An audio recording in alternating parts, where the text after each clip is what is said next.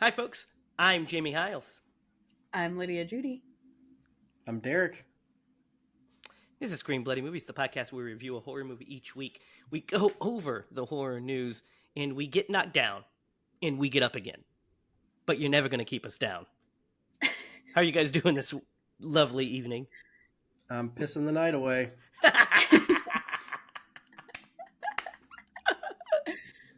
Good one, Derek. That's a great one. Yep.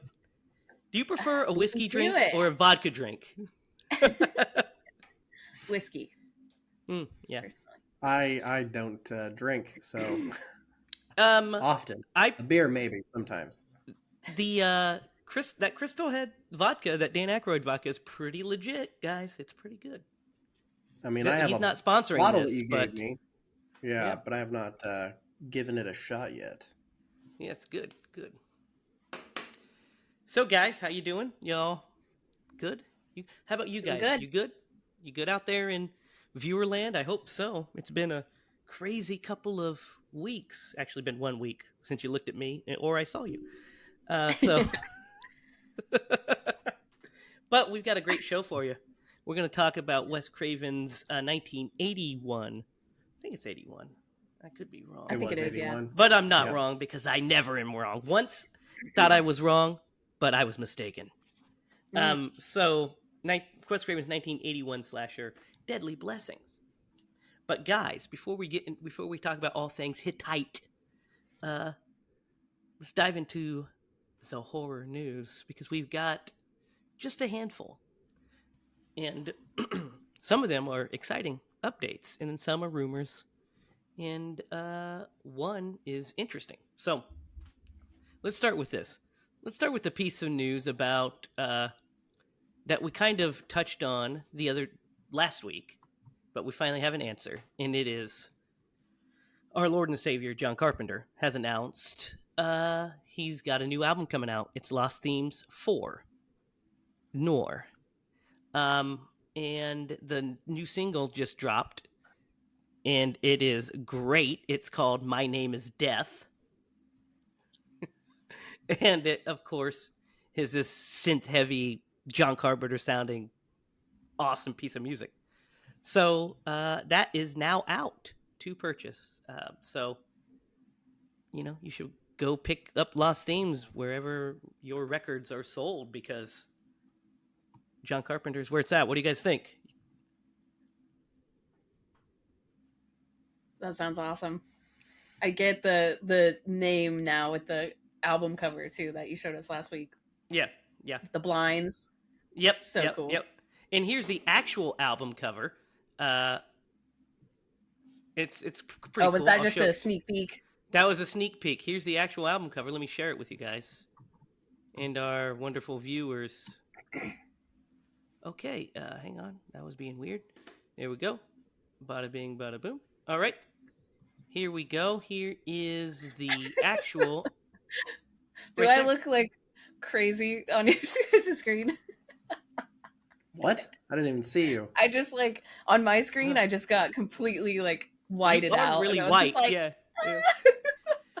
There's the album cover itself. Nice. Look at that. It's That looks classy. So cool. They look yellow. cool, right? They look cool. That's such a nice. Yeah. Now, one of those music is video is his cool. son, right?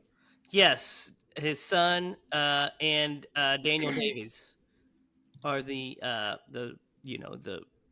trio. And the track listings here, pretty cool. It's My Name is Death, Machine Fear, Last Rites, The Burning Door, He Walks by Night, Beyond the Gallows, Kiss the Blood Off My Fingers, Guillotine, Whoa. The Demon Shadow, and The Shadows Have 1,000 Eyes, which is an amazing title, by the way. Guys, those are all sick. Yeah. I need to get into John Carpenter music a little bit more. Yeah. It's amazing stuff, isn't it, Derek? It is. His show was really good. We enjoyed it quite a bit. Yeah, it was amazing. We didn't know what to Chicago. expect. We were like, John Carpenter's playing. Derek, you want to go? He's like, yeah. Our buddy Toby met us, and we were like, I don't know what this is going to be like. And it was a full band performance, him on synths, and it was just amazing. We were like, That is so cool. and we It were was so an close. Like Lydia, you would have loved the vibe, like the Yeah. atmosphere and the set design The and things venue, like that. It's yep. definitely up your alley. Yeah, You're making me so jealous. and It we've had a got some screen pictures. behind him I'll that, yeah, it had a share screen some. behind him that showed like images of the movies that he was doing the scores for too. Wow. So him kicking into freaking They Live was really cool because they all put on their sunglasses Nice. and they did it, and then We need to do that one. yeah, well, we'll get to They Live. We have a plenty of Carpenter to go. We have plenty of John to follow through on. But yeah, great stuff. Buy that. John Carpenter, you're the man always. Now make another movie, please. All right. Here's a little bit of news from we have two pieces of news from our buddy, if you can call him news, from our buddy Jason Blum from Blumhouse, okay? So, he is still trying, according to Bloody Disgusting here, he's still trying to will a Blumhouse Friday the 13th movie into existence. So we know that the Peacock Crystal Lake is coming soon, but he's still trying to get it to happen. Like when he's speaking with Collider just last week, he said, Friday the 13th is not a Blumhouse project, but I'm trying to will it into being one. It's just a piece of IP I've always loved. He went on to say, and James Wan and Atomic Monster are very passionate about it. And I think we should have them shepherd for us. That would be a lot of fun. Guys, James Wan shepherding a Friday the 13th movie. What do you guys think? You really can't go wrong, can you? Can't go wrong with James Wan. You're muted there, Derek, by the way. You lasted a whole 7 minutes.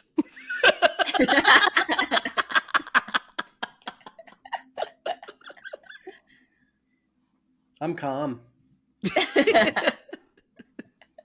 What was it you were trying to say? I'm sure you guys got the gesture of the mind blown. Yeah. But you're just toying with us at that point. You're just like, we're gonna throw out the most awesome thing that you could hear ever in horror, and it might happen, it might not. We don't know. Yeah. That was gonna be the other finger. Yeah, make it happen, right? Make it happen. Yeah. Call the bank. Say, I need a loan. I'm not sure how much it is. Whatever it takes. That would be amazing.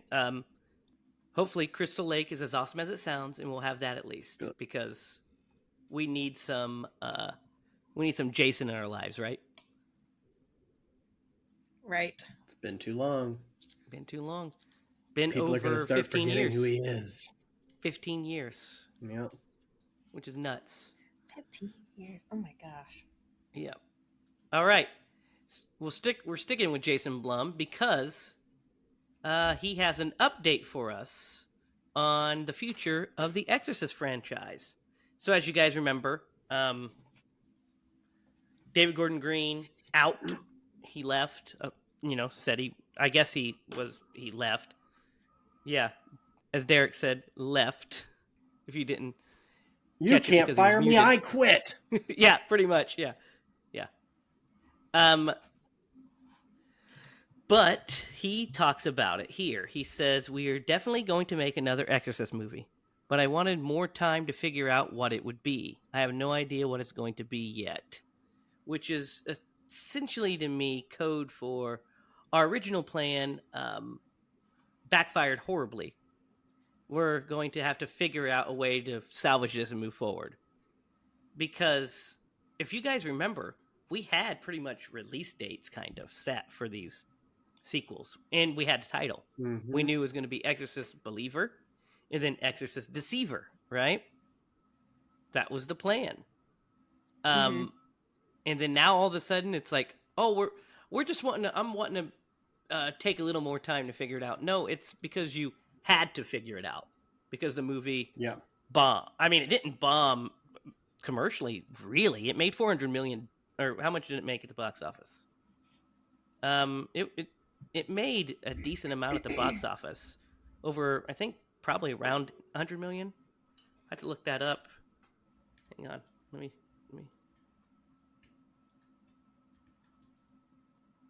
It made. Let's see.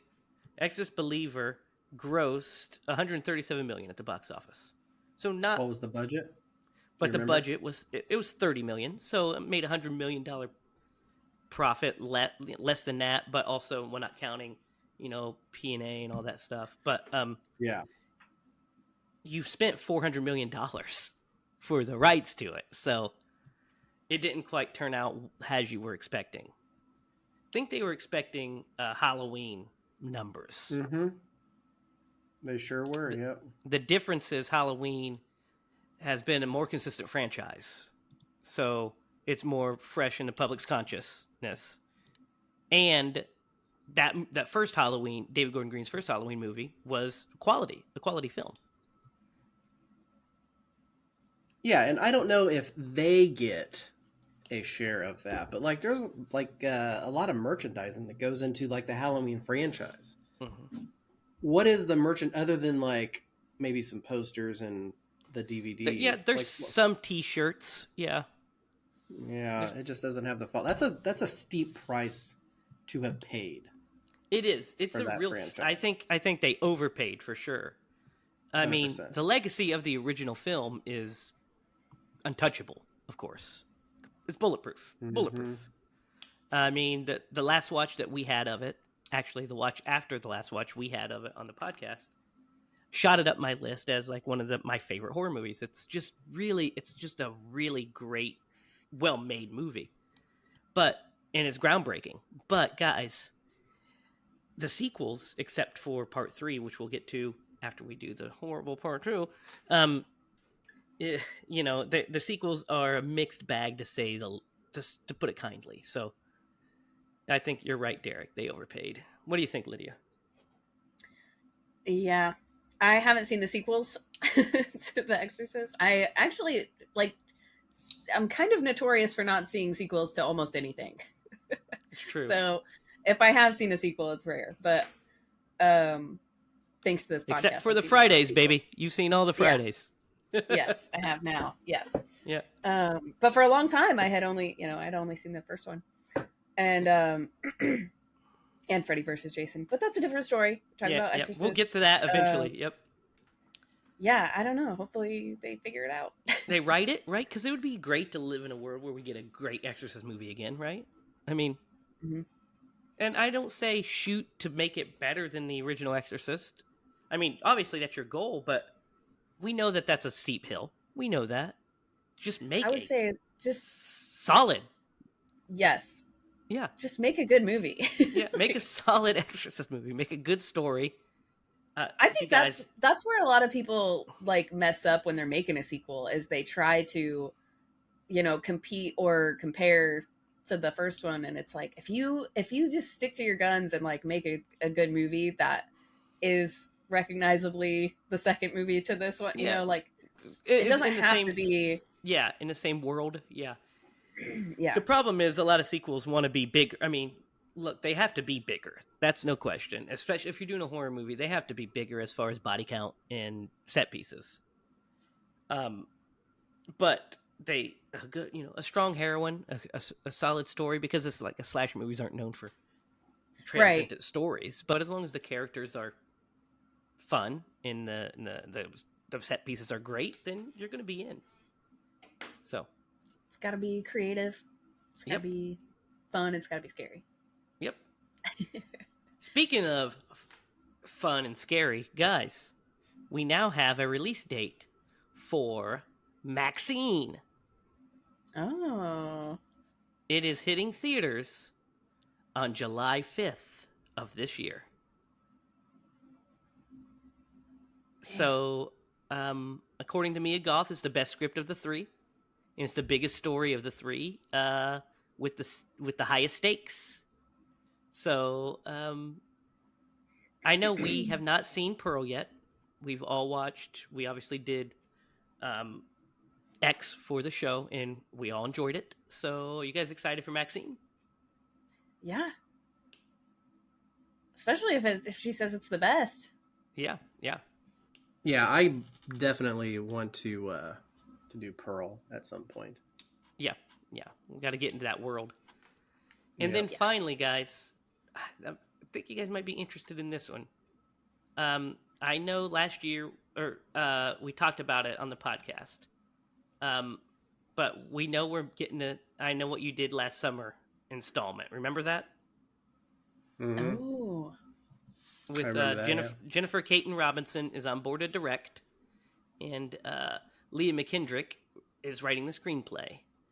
And they spoke to Collider this week, and the writer said she talks about it, but she can't say much, but she provided some low-key highlights according to Bloody Disgusting.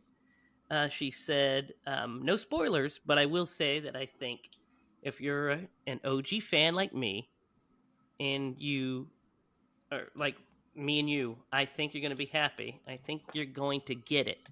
She said, at its core, I think it really reckons with some big ideas about hero and villain, right and wrong, and how your skeletons come back to haunt you.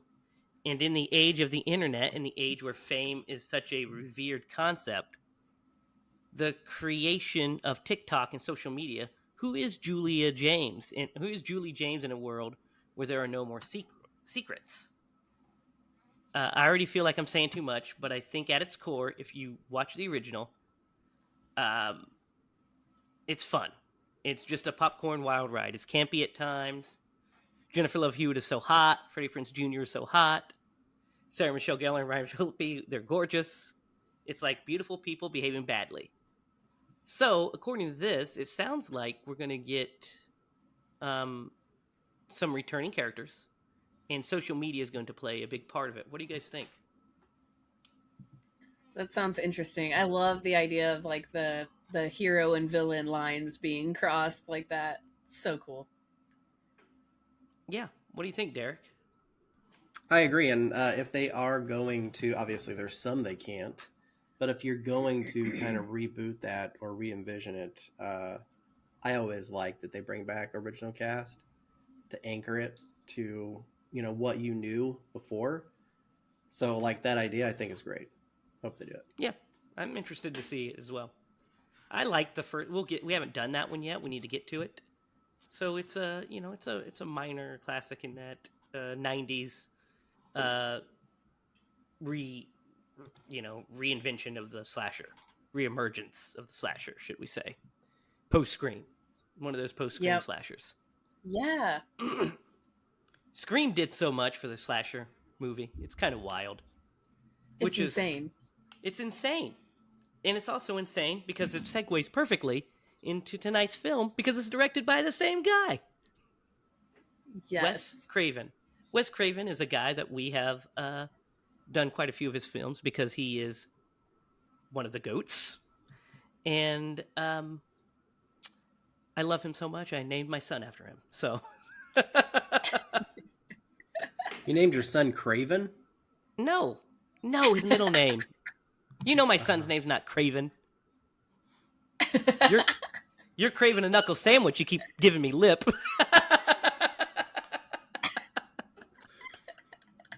Perhaps. That was a good one.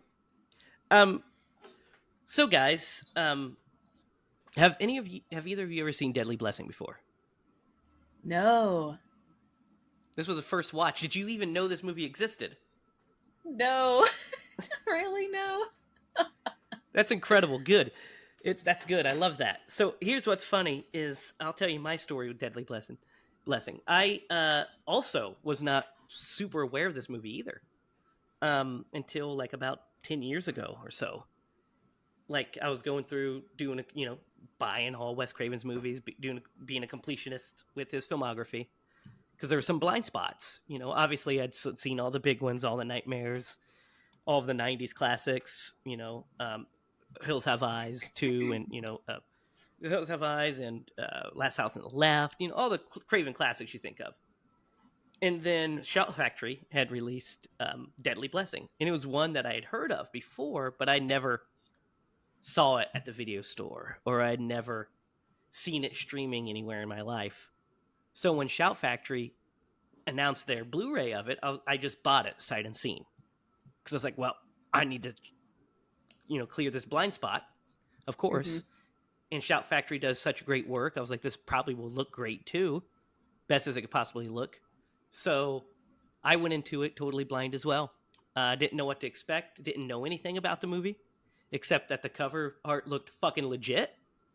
Yes. And I was like, is that fucking Sharon Stone? Right. And then I watched the movie. So I've seen this a handful of times, and it started with that Blu-ray I bought. So I've watched it a couple times. I think this is probably my fourth watch of it, probably third or fourth watch. Not a lot. I mean, I've watched it several times, but it's not like I watch it yearly. It's not Nightmare on Elm Street.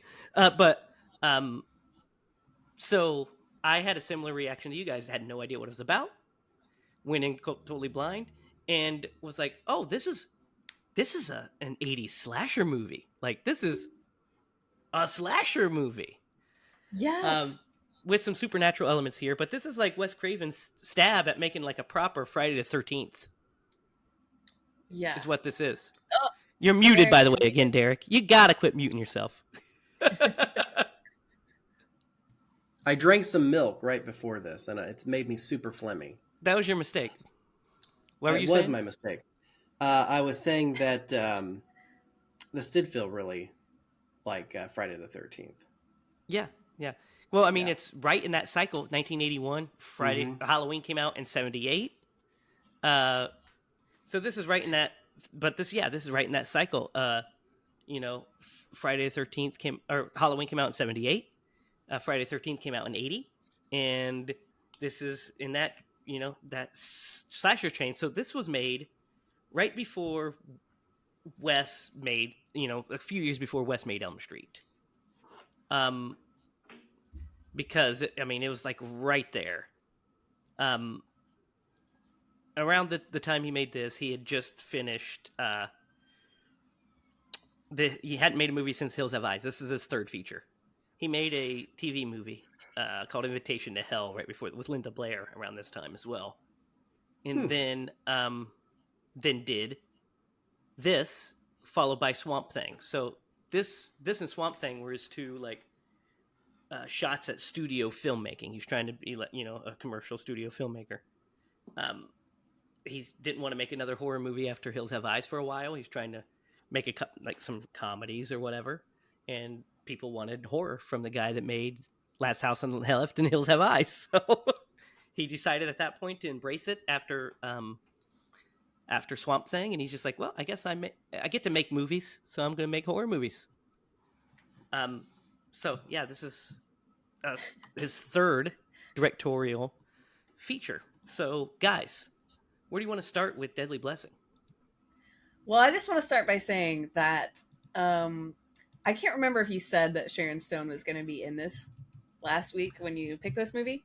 I think I mentioned it briefly, but yeah. I watched Basic Instinct for the first time earlier this week. Ooh, yeah, that's a good one.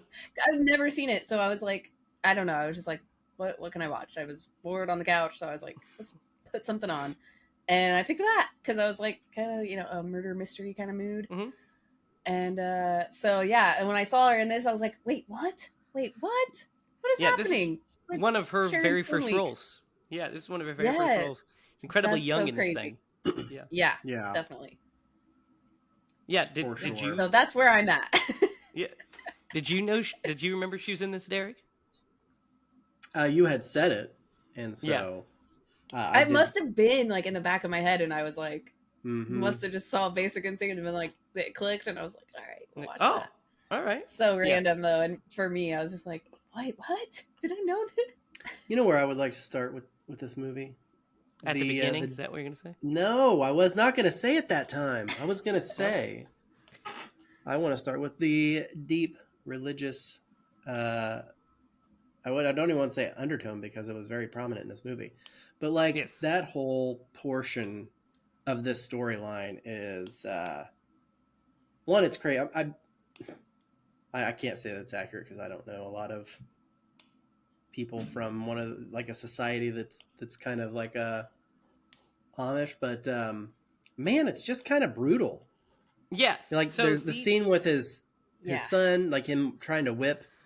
Which, Yeah, by the so way, these... John Schmidt, when he first introduced himself, I was like, Jingleheimer Schmidt, John Jacob. Anyway, So my mind went. So the Hittites are a fake religion created for this movie, because obviously the Amish are passive. They're nonviolent. Nicer they're than passive. these crazy people. They're passive people, but these people. Yeah, it's supposed to be. These people are like not. I mean, their leader is fanatical, played by the incredible Ernest Borgnine, by the way.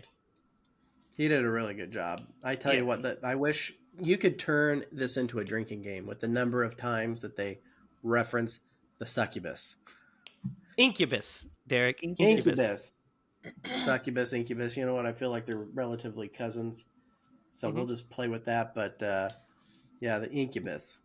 You know which one I like less? The succubus, because it sucks. All right, we're gonna cut that out. I'm gonna have to Google That's it. staying. That's gonna be the opening of the podcast now. Difference between a succubus Jamie, and are an you clicking incubus. something over there? No, you're clicking something. I was. Okay, I was like, I'm hearing something. You need a fidget spinner or something over there. I do. I always could use this fidget spinner. So, are you looking up something, Derek? Yeah. The difference? So succubus is understood as Lilin demon in female form or supernatural entity that appears in dreams to seduce men. So that's the succubus. All right, what's the incubus? It's that band. It's band. You guys, an imaginary demon or evil spirit supposed to descend upon a sleeping person. Yes. Which makes Especially sense for this movie. Yep. Yes. Fable to have sexual intercourse with women during their sleep. Yes. They're very closely related. The other one is a demon, a female. Yeah. Oh, okay, so one's in your dreams, one's. So like the succubus is like more of a female, and the incubus is more of like a male. Correct. Well, I think it's more of when it happens. Like the one, incubus in a dream is more or during in a dream. Sleep. Yeah. Well, the one, it doesn't say sleep. It's just a female demon who is said to have sexual intercourse with men. Yeah. Yeah. Okay. Seduces. I guess in there. Yeah. I guess it's kind of like. Yeah. It's kind of like that Lost Girls. Technically a succubus, right? That show Lost Girl. She's technically a succubus. Oh yeah. Oh, I forgot about that show. Yeah. Yeah, I used to like that because I thought Lost Girl was. I would have found her pretty quick. All of them were gorgeous in that movie. Yeah, that was I think that was a Canadian. Yeah, it was. Show. Yeah, it was a good show. It was a good show about fairies. Yeah. Lydia, you've seen that, right? Lost Girl? Yeah. I've seen a couple episodes. Yeah, I thought it looked cool. I got into it. I never got into it, but yeah, I thought it was cool. Lost Girl was cool. Lost Boys is better. Lost Boys is pretty good. Yeah. Completely different movies, but okay. Well, we talked about it. Lost Boys fucking rips. Yeah. But let's talk about this one, guys. Let's go back to this one. Yes. Okay. So now we know the difference between a succubus and an incubus. Yes. Got that out of the way. There's not much. So, and I didn't know that this was a made-up religion. So that's also helpful. It's made up. They didn't want to offend a real religion, you know. Right. Yeah, that makes sense. Yeah. So, I like the opening of this movie is very interesting to me. Like the backdrop of it, because I like how it kind of just.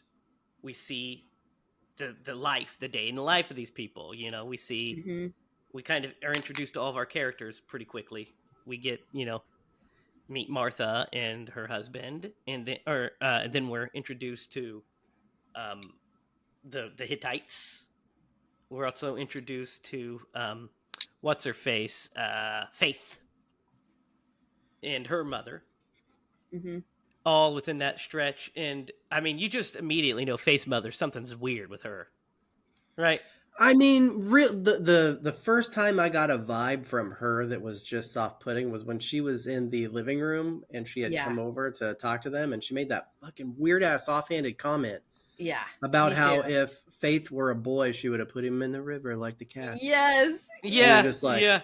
oh, fuck you talking about, lady? To me, Yeah. it's the. I mean, well, when you first you get the sense that she's wanting to bang old John, right? I mean, like, I mean, or yeah, not but John, Jim. She's wanting to bang Jim Jim, at the Jim. when he saves Faith at the tractor, and then she's Yeah. just like giving him like the the fuck eyes.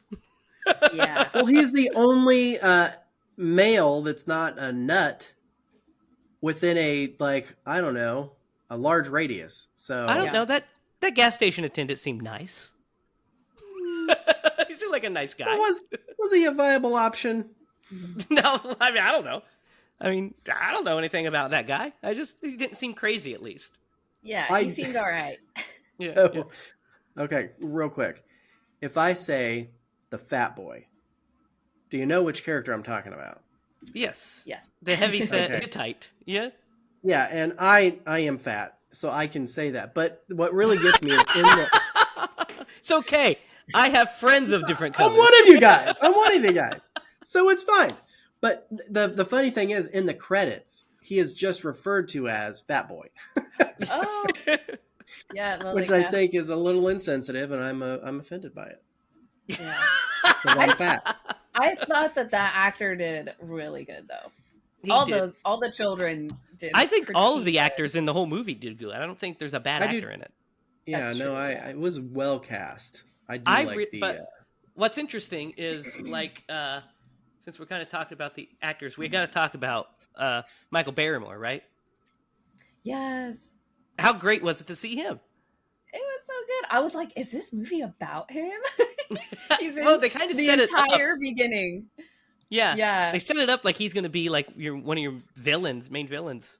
And I would like not the have been mad. rapist Well, he's I mean, definitely like- a creep. for I, sure. I like saw when he goes up to the window and sees like the knife like sheath on the windowsill, that and was he's like the looking at farthest her. thing from my mind, Lydia. Well, Yeah. I was like, I pictured this entire like story of him like falling in love with her and then like saving her, like knowing someone is trying to murder her, and I was like, he's gonna like be the good guy. And No, I didn't was get that at rooting all. for him. Yep. I was like, he's going to, when you first see him, you're like, oh, he's going to, be like a stalker. And he is. Yeah. I was Yeah. right about that. He's a Definitely. peeping Tom. As Mhm. as Marty McFly would say, he's a peeping Tom. So- Yeah. Yeah. And It was, the fact that he's just like harassing that girl and like chasing her around is Oh. so scary. Yeah. Can you imagine being chased around by a guy that just can't grow hair on his body and it Yeah. looks like that, and he's like Dude, imposing and and he big? is like so tall and Yeah. strong. Like he is so muscular. And like, When I he- mean, he's like almost 7 foot tall. When he picks up that little boy, and because he's making fun of him for, like, he's like, she'll never love you or whatever, and he's just like, "Urgh," in the barn. Yeah. He's like, oh Dude, and man, I was so happy to see him in this. I really was. yeah, he's great I was always. like- He's always awesome. And like working with Wes Craven, he's just like, yeah, put him in. What do you guys think all of- your movies? What do you guys think of Jim's death? So Jim dies of the tractor accident. I think it's a pretty Mhm. good suspense piece. Yeah, definitely. I would agree with I that. was Looked I like was they used scared. motor oil for the blood, but yeah, it was really good, and it hid the obviously there was somebody out there who kept starting the tractor. Mm-hmm. And I tell you what, man, yeah, that twist at the end. Yeah, we'll Didn't hit quite it. see We'll that hit it up coming. here in a minute. I know. Yeah, we'll I'm get to saying. it. Yeah. Definitely think it's what is Michael's character's name in this? I can't remember. Jim? Oh, Michael? William, William. Yeah. William. Yes. Okay. the He- man-child. They kind of Yep. make it. They kind of make it look like it's him. Yeah, he's a in red this. herring for a little bit of the movie. Yeah, because he's the one because we saw him write on. He's the one that wrote on the wall, Incubus or whatever. Yeah. Yeah. And then when Jim paints over it, and then he's like stalking around, of course. And then when we get the like the actual his death scene when he dies, peeping in on her, which is a good suspense scene too, because you're just like you're watching her undress, and you're watching him watch her get undressed, and you're uncomfortable. You're like, oh man, what's he gonna do? And then he sees this sheath, and he gets stabbed in the back. He's done. I was so sad. I was gonna make the stupidest joke you could ever think. I'm gonna go ahead and make it anyway, and I'm gonna edit this episode, so I think I might cut it. But I was gonna say this makes no sense, but it came to into my weird mind. I was gonna say he got Hillary shanked. That is really bad. You should definitely cut that one. I feel like I had a weird perspective of this movie because I'm a fan of Michael Barrymore. So I was like, like I said, I had this whole other. Lydia? No, I didn't cry. I didn't cry. When Michael Berryman died, did you cry? No, but I was sad. So, and I know that's not the emotion you're really supposed to be having at that moment. Well, so you're kind of to a little bit, because he is a slightly sympathetic character. He's mentally challenged. It's not like it's, obviously he makes some weird decisions, and he's a stalker, and he's in shit, but he's peeping Tom. But I mean, he's touched, as his father says. He's touched, and so. This running feud between the Hittites and her, because she has nothing to do with anything. They just call her the incubus, and which is weird. Yeah, and then now that we know the definition. Yeah, she took one of them. Yeah, saying that she's an incubus, and then that she took one of them. She took their son, and you find out that Jim used to be a Hittite, and then he was like, "Fuck that shit. I'm out of this crazy ass religion." And his father shunned him. Well, and it's not really like her fault, because they met at college, so he had the curiosity to see what was beyond his community and what he was told, which is really cool. And then so he went off to college, and then that's where they met. So them blaming her for that is just. It's backwards. Their whole belief system's backwards. I mean, when they find out that somebody told William to go into the barn, and we get that super disturbing scene where he gets the fat boy, as he's called in the credits,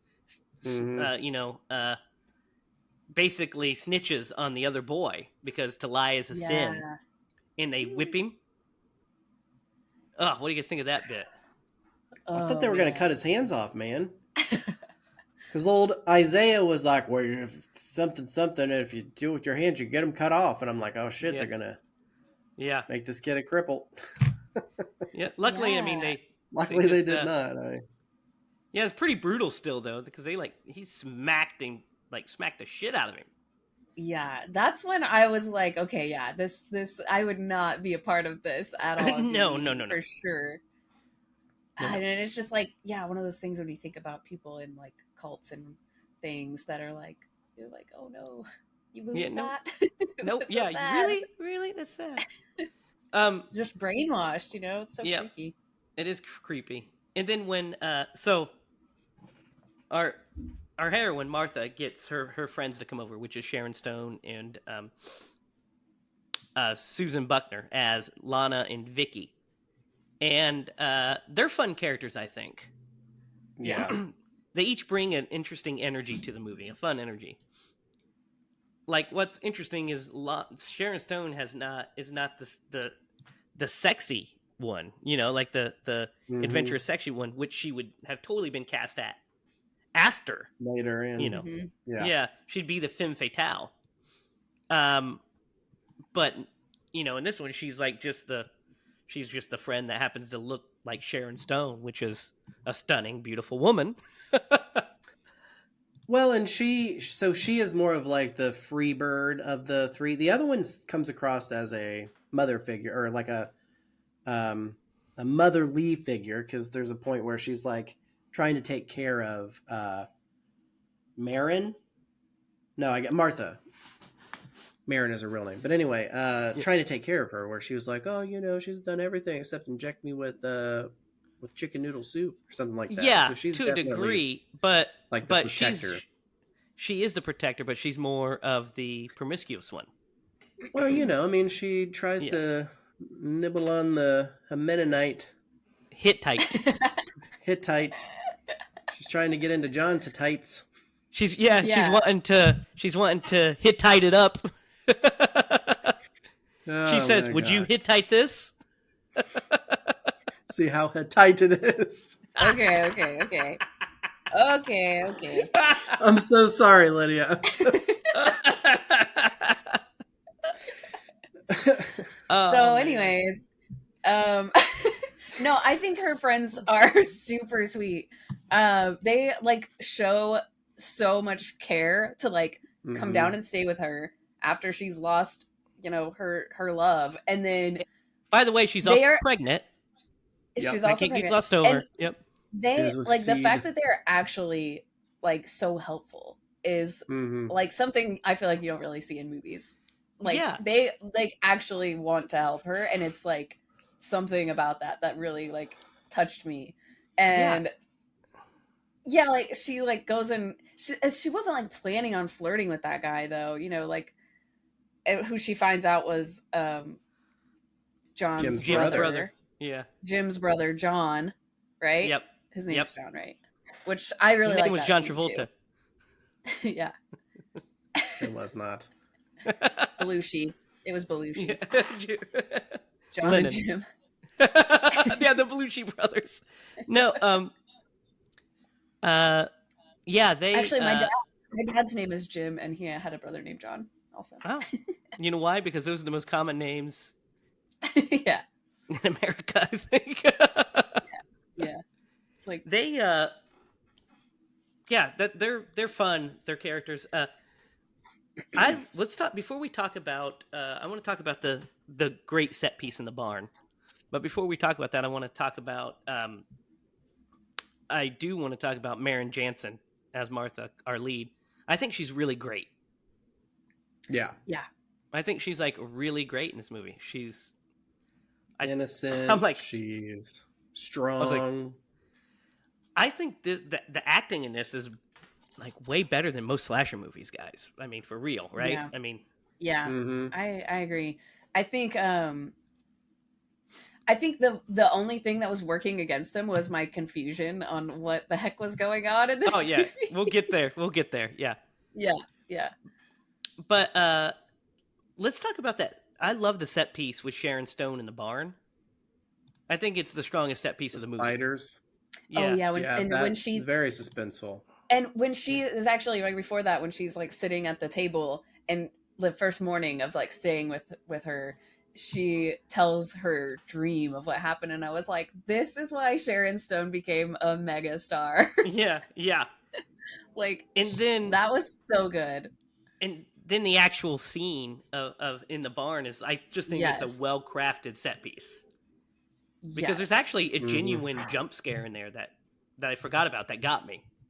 When the figure jumps out after all of the stuff, and you're just waiting for another spider thing or something, and the figure, you're like, oh my god, like what? Yes. And Wes Craven like always does the unexpected thing too. Like dang it, it's really good. Gets ya. And then when old William hangs from the barn, that's good too. That's a good scare as well. It's just a really solid set piece. What do you guys think, Derek? I agree. And the play on spiders, because she references a spider when she's telling that story. A lot of people are afraid of spiders. We've talked about spiders in the past. We've watched a spider movie, and so everyone can really relate to that scene where she is laying like the big ass spider that fell on her chest, and she just is like, whoa. That's so scary. Yeah, and then she thinks she's clear, and then here comes old William, who gets, Yeah. And they're like, we'll take him, Sheriff. We bury our own. Yeah. I'm like, but if this is a murder, you're not. It's a crime scene. Sorry. It was the early 80s. They let it was. But I think this is where it started to get really confusing too, because I mean, I get that it's like, we need to bury our own and everything like that, but I didn't get when they were asking her what happened and she was like, there was no one else in there. it was just, it was just me. I was like, what? What are you talking about? Why is she acting like this? I think she was in shock, maybe? She thinks she's going crazy. She didn't want to basically be perceived as so. She thinks maybe, the shock of everything. Plus, I think she's also starting to be semi-possessed by these dreams. Yeah. And okay. I was going to save it till the end, man. Yeah. We'll talk about the ending. I know, man. I know, but like that was. What about the bathtub scene? Yeah, the bathtub scene. Are you kidding me? Yes. That's incredible. Nah. That's an incredible scene. I love that scene. To see that snake with that real body double in the... I'm like, nope. Can you imagine? Dude. No. Dude, I love it. I thought it was so good. And being like a Wes Craven fan and seeing that scene, you're like... Yeah. And you see the shades of Nightmare from the staging of how she's laying with her legs. Yes. It's shades of Nancy. It's insane. Mm-hmm. That's insane. Yeah. I was like... It's insane that I've never heard of this movie. Yeah, it is kind of crazy. That's what's crazy to me. Here's the thing that I loved most about that scene. I love that he empowers these female characters because what does she do after she gets out that bathtub? She don't go call no man. She goes and grabs the fire poker and destroys that snake. Yeah. She fucks it up. Yeah, she ends it. Yeah. And one of the girls was like, "Is that common?" She's like, "More common than you would think." Yeah, maybe not the bathtub, but like in the house. Definitely. Then they get the gun, and she practices shooting, and we see that she's also a dead-eye shot, and we're like, "Yeah, Martha's a badass. Like, I'm on her side for sure." Oh, and when that paint can exploded, holy cow, that was awesome. Yeah, it's such a good one. Yeah, I was my jaw dropped when I saw it. Let's talk about what I think is the best set piece in the movie, which is the car scene. Yes. What do you guys think of this bit? Okay, well, can we talk about their kind of relationship? First? Go ahead. Yeah, go ahead. Because I guess, I don't know, maybe my mind is just a little bit innocent, but I didn't like take their relationship as like super horny for each other the whole time. I don't know. But then it takes a really strong turn. You know, because his is super horny for his is super horny for her the whole time. He didn't seem that like I don't know.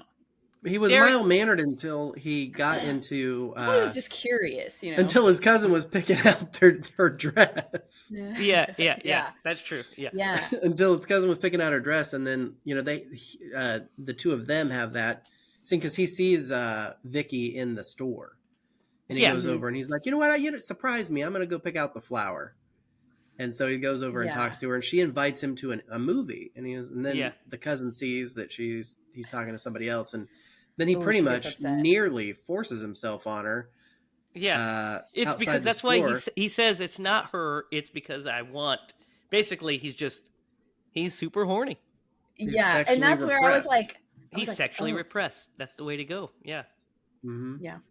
Her, I think she was just flirting because it's like natural for her. Yeah, and you know, she kind of wants to. I think she wants to see what she can do with this innocent guy. You know what I mean? I mean, it's a fun little challenge. And that's what I thought was so sweet about, like, she was jogging, talked to him, and stopped, and he was like, why do you need to leave? Like, we can just hang out. And they just sat in a field and talked. That's where your naivete comes in there, Lydia. He asks her why, because he's horny for her. Yeah, well, I was just like, I don't know. It just seemed just so Derek? Simple. It's like, why? Do you have somewhere to be? Yeah. Like, and she was just like, oh, okay. Like, and then they just sat and like talked about time travel in a field. Like, that's so cute. Well, hers was like flirting for sure. Yeah, it was flirting. Yeah. I mean, he had no concept for the conversation that they were having. He was lost. Yeah. And she's like, it's like I, stepped into a time warp. And, what's a warp? What's a warp? He was lost in her boobies is what he was looking at the whole time. Come on, guys. I mean, she definitely caught him checking her out whenever she was running. But man, who runs without a bra on? I don't do that. Not me. You do too, Derek. Don't you lie about it. I run without a bra all the time. I know. No, I mean, I don't. Well, if he had boobs like that, maybe. And also, I don't jog either, except when I'm trying to catch my kid. Like, get back here! The real problem, the real thing is that there's no boobs. There's no jogging at all. That's the real issue here. No jogging. There's just no running ever. But yeah, so this set piece, when she takes him for a joyride, and then he kind of which was also adorable. Yeah, I thought that was so sweet. But it was adorable, but it was also extremely reckless. And the whole time I was thinking, there's no way I'd let that guy drive my truck. Well, I was thinking the whole time, man, that's a pretty nice Mustang. I wouldn't. That's a nice car back in the day, man. Yeah, and he takes it off that hill, and you're just like, oh. Yeah. You cringe a little bit. Don't like that. You just messed up that car. Yeah. Yeah. So, this set piece is good because she, basically she makes the first move, says, why do we need to go anywhere? Puts her arm around him. And then he wastes no time to put his hands on those boobies. Like he's immediately. Yeah. And I was getting up because my oven was going off at that point, and I paused it like right on that. And I was like, oh. Oh, okay. I guess he is horny for her. Yes. This changed my perspective on things. It was just like hand and boob. That was all that was on the screen. That's what's on Derek's screen a lot of times. I was like, I'm gonna go get my chicken wings. Yep. It also kind of reminds me of Meet the Parents when he's like, you grab them. I have nipples, Greg. Can you milk me? Meet the Parents is fucking classic, guys. It's a good one. It is pretty classic. So yeah, this whole set piece is really good because he hears she hears something outside. He goes to investigate, and he's just like, nobody here. I'm trying to get this dick wet. So he's like coming right on back. And that's another one of those like unexpected things, because as soon as he got out of that car and walked over that tree, I was like, dead. Yep. And what does he do? Yet. He's fine. Walks right back to the car and gets in, and you're like, Wes and then he's like, what are you doing to me? He's like, nothing here. Let's just get it back on. And then he gets the shit stabbed out of him from the top. Yeah. Oh. And then we get this cool scene where they light the car on fire. The killer does. Yeah. We get this great image of the red car against the backdrop, and it's on fire. Yeah. Before it explodes. Awesome. Yeah. Now, I personally would have just gotten out of the car and tried to face the killer as opposed to trying to drive while it was on fire, but that's just me. You're hoping the wind puts it out. Yeah, I guess. But yeah, I think it's a great set piece. A really good one. A lot of fun. You like that one, Derek? I do like that one. It was pretty good. I'm sure that's where a good portion of their budget went too, because anytime you light a car on fire and watch it explode. Yeah, that probably costs a lot. We'll have to I do feel see how much bad that costs and put it in the next movie. Yeah. I do feel bad that of the three friends, she's the one who dies. I know. Unfortunately, but I really did like her as a character. Yeah, she's a great character. Yeah, she was very There was relatable. something, yes, and there was something about her that kind of made me think of like Hot Lips Houlihan kind of vibe. You know what I'm talking about? From MASH. Hot Lips. Oh, Houlihan. from MASH. Yeah. Oh my god. I don't know. She just kind of reminds me of her. She kind of does. I think it's maybe the being blonde and like snarky, fierce.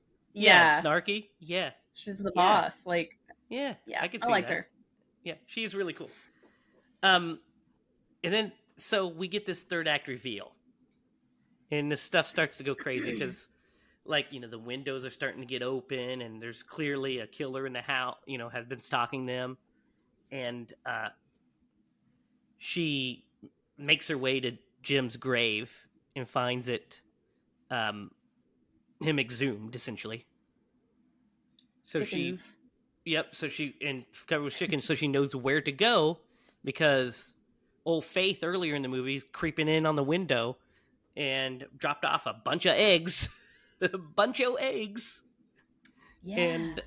And so she's like, oh, and dude, the scene we got to talk about it before we get to the end. When she's, like talking about how she understands what she's going through because she had a pet, she had a pet frog once and it died and she felt devastated about it. And you're just like, okay. But then she sits in the bed and she just starts hopping up and down on it. And she's just like, would you stop that? I was like, dude, that's so creepy. Like, I'm sorry. I'd have been like, get the fuck out of my house. Don't ever come back in. Like, what a reminds me of that weirdo. Buck Cherry song. Yeah, Crazy Bee. Crazy Bees. You're something else with your bees. Crazy Bees. Yeah, so she makes her way to Faith's house, and then she confronts the mom first because she goes in and she finds, Jim's body like a marionette. She finds the painting of her with Jim's face like circled out, and it has a blank face. And you find out that that's Faith's room, and Faith is obsessed with her. And so then she confronts the mom and then gets in a fight with Faith, who she knocks over, and her shirt pops open. And you realize that Faith is actually a man. Faith is actually a boy. I didn't get from that. Well, you see, he had no boobs in a man's chest. The mom makes a comment that maybe she's a hermaphrodite. Yes, she makes and I'm not sure if half and half or whatever. Yeah. She says half and half. But which that's when I got it. I was like, oh. Yeah, so she's like a man, essentially, is what I think it really means. But but she wanted her to be a woman because she said if she had a boy, she would drown him with the cats. She hates men. Yes, and except for Jim, who she wanted to bang, obviously. Yeah, but, she likes Jim. So then we find out that the killer has been both of them. You see, so she balloons. I did the balloons. Has been both of them because Faith has been killing the people that have been getting in the way of her and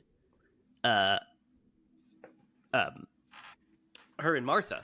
So she killed Jim. She killed old Michael Berryman. She killed who else? She killed the other two, the lovers in the car.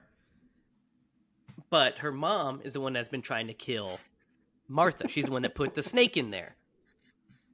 Yeah, she sent that snake in there. Yep, and because the scarecrow. She's like, and then she lies to Faith, says, "Hey, she said she hated you and she would never be with you because she found out your secret." And she's like, "Well, now my secret's out." Like, not if we kill her. Nobody will ever know our secret. So then they siege on the house, and we get this fun set. Great plan, Mom. Yep. Then we get this great, this fun little set piece of them, in the house, and we get a shoot off, essentially, this shootout and stuff. What do you guys think of the third act here? It was good. Third act. It was surprising. Yeah. It's suspenseful and surprising. I was totally shocked. Yeah. I did not predict that they were the bad guys. I should have probably. Yep. There were very subtle. Yeah, there were really subtle clues. And Faith it turns out she's also a Terminator because she gets nailed in the head with a rock. She gets shot. And she is a slasher villain, Derek. I know. I'm just saying. That's what it is. And it's not until she that is a superpower. Stabbed by the hibachi lady. Yes, because we have to talk about that too. His cousin, John's cousin, Melissa. She starts having these visions. She just goes into a trance and starts saying, starts walking towards him, grabs a knife, and heads towards him. And we don't know. It sets it up like she's the killer. Mm-hmm. And then instead she, after the big shootout, so she, Sharon Stone shoots mom, kills her dead, and after Martha shoots Faith out of the window, and then Faith is still alive. Get one last scare, and then Melissa comes in and just stabs her, and she's just holding the knife, and like this is kind of like a trance, and then Isaiah comes in and says, "The incubus has left my child," and she just drops the knife and like fucking wanders off. Like, so It's like, whoa, that was fucking weird. That's some weird shit there. You're like, they were right. Yeah. And this is weird. Yeah. So let's talk about the ending of this thing. So after everything's said and done, she sends Sharon Stone off on her way. She leaves. She goes and back to the city. And Martha's like, okay, yep, this is my house now. Everything's good. She makes peace with the Hittites, and then she goes into her house and she just sees a ghostly vision of Jim, and he tells her to beware the incubus, and she does not. Yeah, then it pops up from the ground and pulls her under. Yes. The boards come back over, and then we hear narration. What do you guys think of this ending? Dude, what?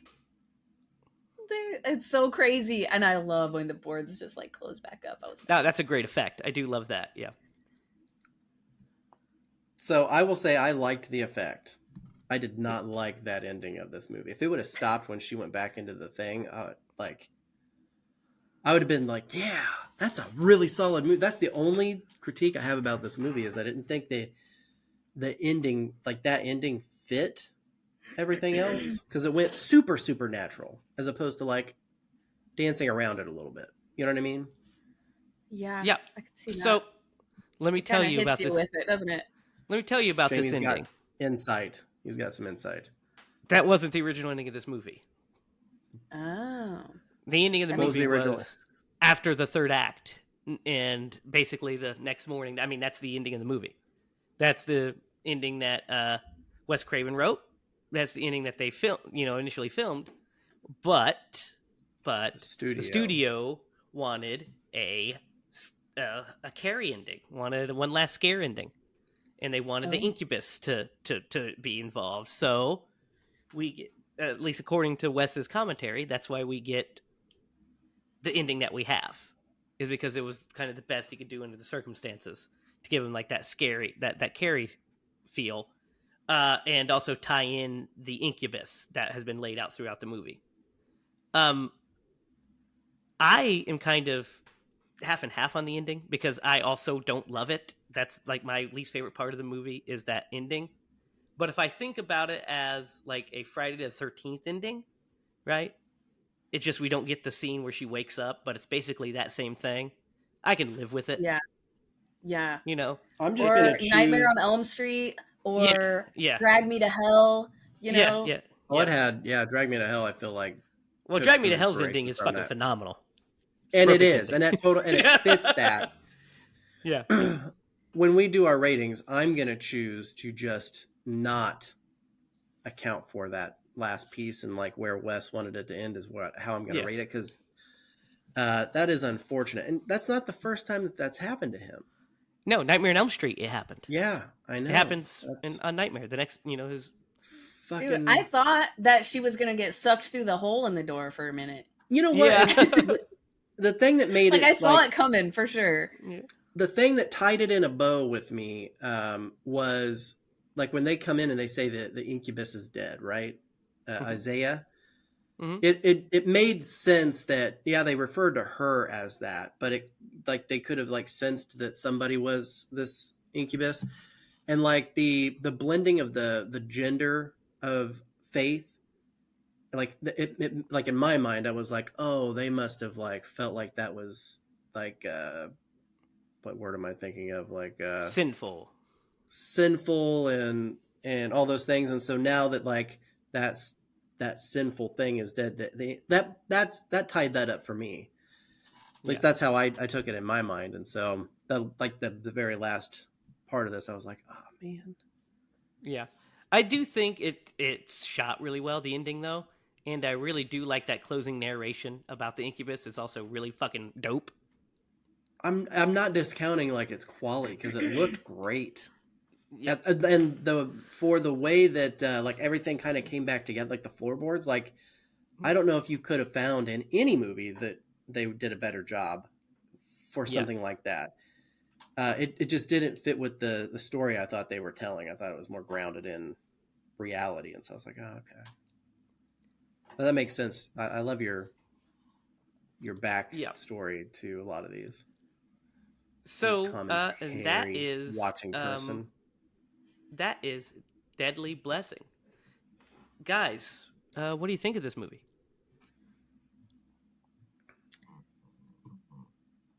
You had me at hello. You had me at hello. Go ahead, Derek. You go first. I think it's especially for the time period, it's a super solid movie. It's got like it's real thick in suspense in a lot of areas. I do think the storytelling was really done well, and the acting really elevated this movie. It easily could have, just cast some people who just didn't do great jobs, but I don't think that there were any actors who did a poor job in this movie. I've told you my one critique. I'm going to choose not to accept that as the ending and just go with where it should have ended. I'm going to give this movie a 7. It's a solid movie. It's a good watch. Yeah. What do you think, Lydia? Yeah, I also think it was a good watch. It's man, I don't know. I should have been more prepared, I guess, to rate this one, but I literally just watched it, so like talking it through always helps. But yeah, I am kind of amazed that more people don't talk about this movie, and I wonder why that is, and I can't quite put my finger on it. Of marketing. You think it's marketing, or do you think no?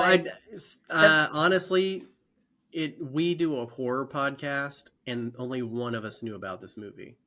Yeah. So yeah. I just think that it's. I think it's because I think it gets overshadowed by things like Nightmare on Elm Street, Hills Have Eyes, House on the Left, Scream, People Under the Stairs, Shocker. It just gets lost in the shuffle of all of these other phenomenal Wes Craven movies. Yeah.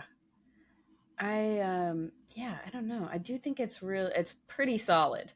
Pretty solid. I think this would actually be a great like candidate for a remake, like a modern remake even. Yeah. A little bit of confusion, but I didn't hate that. The acting was definitely solid. Yeah, I think I'll give it a 7 as well. Yeah. I think it's a 7. Yeah, I think I'm right there with you guys because I think it's pretty good. I think it's super solid. I think it's a lot of. Derek, are you for real? Good Sorry. God, man! Oh my God! Excuse me. Anyway, you forgot to mute, Derek. Well, I caught. Anyway, there's no excuse. I apologize. So as I was saying before, I was rudely interrupted by flatulence. I also think this is a super solid movie. I think the direction is really good in it. I think it's well paced. I think it has some fun, good set pieces. I don't think it's Wes Craven's best movie or anything like that. I don't think it's on the level of Scream or Nightmare or any of those. But I do think it's for a 1981 slasher movie. I think it's better than most. So yeah, I am also going to give it a 7. I think it's a one that more people should check out and see what they think. So yeah. Yeah. I also think like just this time period is so fun to watch movies from. early 80s like slashers. early 80s, because you're kind of like on the getting out of the 70s, so like the style is just something else, and like I don't know, the world was just different then, I think. Yeah, it was, and most importantly, you're in the slasher boom, so you're just getting all these interesting slasher movies, and there's just nothing like a slasher movie, in the horror genre. It was so fresh. We just love it. I love slasher movies. I just can't get enough of them. That's what we make. So, guys, it's time to Atkinize this. Thrill me. Thrill me. Thrill me. Thrill me. Movie. Who would Tom Atkins be in this guy? Ooh, John. He'd be John. Yeah. Because we'd 100% understand why she immediately couldn't keep her hands off of him. And we'd understand the cousin angle too, because who can resist? Yeah. Exactly. Yeah. All right. Whose turn is it to pick? Lydia. It's yours. I am not prepared for that either. Oh my gosh. It's your turn to pick. Yep, because Derek picked old HiLa dude before this, and then I picked HiLa dude. This one. Old HiLa dude. The fourth kind. Derek! Gosh, dang it. Okay. Okay, the fourth kind. Derek! Good God. Derek, you're fired. Unprofessional behavior. That is pretty unprofessional. The Fourth Kind is streaming on you have to rent it on Amazon Prime, Google Play, Fandango, YouTube, Apple TV. So you can find it on those places. It is the 2009 thriller sci-fi film. So next week we'll be doing that. Derek, do you have any stories for us? I'm not going to tell you guys about the one time that I farted in a room where Lydia was and didn't even realize she was in there. Sure, I think we've heard it, but go ahead. Tell it again. So we were filming one of our shorts, and I had farted. It was Secret Admirer, yeah. Yeah, I had farted in the presence of one of our actresses on a different set. And so in an attempt to not make that same mistake, Jamie's office used to have like Dutch doors where you open them and they go to the wall. So I didn't want to fart in front of the actress. So I opened the door and I stuck my butt in the room because I thought it was empty, and I farted. And Lydia was the only one in there. So the only thing she heard and saw was my ass farting in the room that she was in. So Lydia, I am so sorry about that.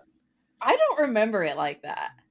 Okay. How do you remember it? Because I don't remember just being aware that you were farting into the room that I was in. You're like, what was that noise? You remember him farting in that room, right? I don't remember. I think Derek played it off really casual or something. No, I think what happened he's like, I farted, you should stay on that side of the room for a minute. Yeah, he did I don't know. the I don't same face because he definitely didn't know you were there and just fucking shit in there because he was like, this is a safe place. Yeah, I survived, so it's all forgiven. The other day, this kind of ties into it. The other day Clark was in our bedroom, and I just silently let this really terrible smelling fart. And I was like, all right, Clark, it's time to go to bed. And I ushered him out really quickly, and we get all the way to his room, and Quincy's like, how you going to do me like that? You crop dusted me. It was 100% crop dusting. That's hilarious. As soon as I farted, I was like, dang it, it's going to smell bad. And I was like, go, Clark, go. Got to get out of here. That's hilarious. The flatulator, Derek Lemaster. Yep. Your neighborhood friendly gas man. Yep. That's why he was muting himself earlier. Between that and the clearing my throat. Why would you drink milk right before the podcast? Rookie mistake. I had a Pop-Tart, man. I had a Pop-Tart. Ooh. Broke down and got a Pop-Tart, eh? I did. Brown sugar? Yeah. That's where it's at, Typical. Lydia. Hey, so before we get off, I've got something to say. I got a box or a giant box of the name brand Pop-Tarts. I won't name the brand, but you know which one. Name brand Pop-Tarts. And they were, they're fine. I was so excited when I got this big box. Sarah bought them from a big box store. Won't name that store either, but they sell things in bulk. And we got this name brand Pop-Tarts, and I was like, oh, because we usually get off brands, right? We get like toaster pastries or whatever the fuck they're called from Aldi, and Yeah.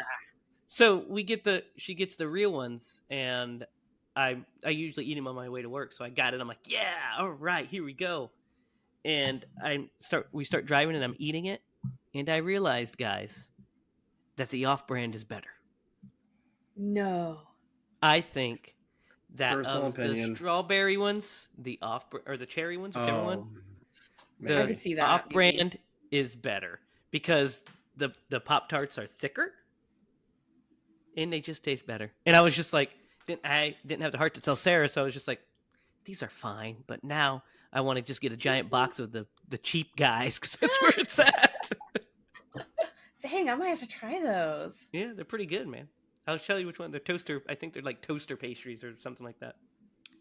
But that wraps up this edition of Scream Bloody Movies, or as we like to call it, Scream Bloody Breakfast Pastries. I thought you were going to say farts. No, Scream Bloody Farts. It could be that too. that would be a bad time. That's after you eat a whole lot of Taco Bell. You do Scream Bloody Farts. I don't even need Taco Bell. I have ammunition. Yeah. Yikes. You got that gas tank revved up, buddy. We are about a month away from shooting the opening scene of Secret Admirer the feature. We will be announcing cast list here very soon, at least for the opening. And then you'll see a link to raise. You'll start to see places to raise money. Once the thing is done, it should be edited shortly thereafter and coming to your eyeballs. So then we can make the full feature. Big exciting news, right, Derek? We're working real hard on it. It's coming along great. We just did some shot listing and we're ready to go. Ready to go. So you can follow us online at HiLaProductions.com. You can follow us on Facebook at HiLa Productions. You can follow us each on the Twitter. You can follow Derek at DDogmaster, Lydia at Lydia is Spooky, and me at Racket. Be sure to comment down below your thoughts on this film, your favorite breakfast pastries, and let us know what you guys want us to do next. So remember, next week we will be watching The Fourth Kind. Until then, for Derek Lemaster and Lydia Judy, I'm Jamie Hiles. Remember, guys, if you're going to scream bloody movies.